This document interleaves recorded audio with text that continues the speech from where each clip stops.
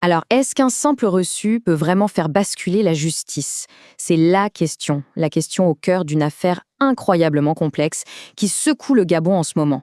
Aujourd'hui, on va décortiquer ensemble ce dossier. Un dossier où un tout petit document, un seul, a déclenché un débat absolument immense.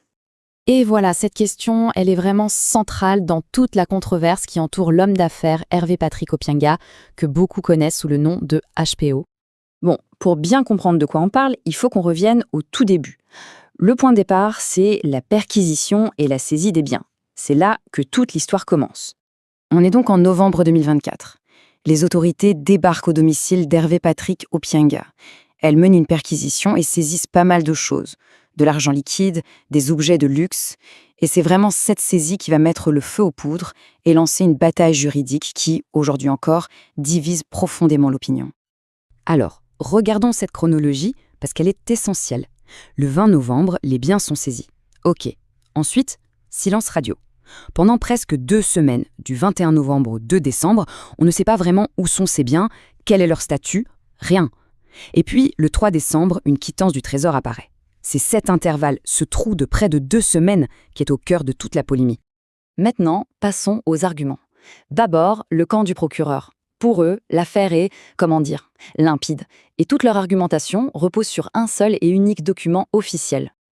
Le voici, ce fameux document. Ou plutôt son numéro 1260503.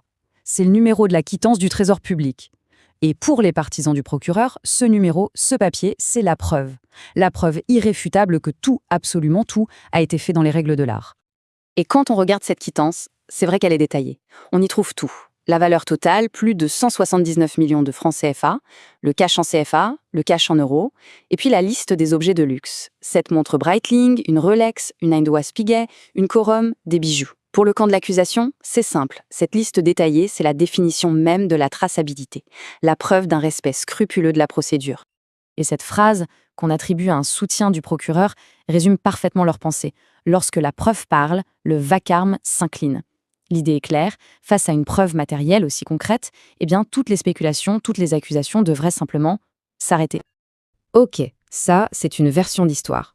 Mais bien sûr, il y en a une autre, une lecture radicalement différente. Car pour les soutiens d'HPO, cette fameuse quittance, ce n'est pas du tout une preuve, c'est un écran de fumée, une manœuvre pour cacher ce qu'ils qualifient de délit. Et leur contre-argument, il se base sur une liste de ce qu'ils appellent des violations de procédure. On parle d'une perquisition qui aurait été menée sans mandat valide, de la violation de l'article 55 du Code de procédure pénale, de l'absence de procès-verbal rédigé sur les lieux au moment de la saisie,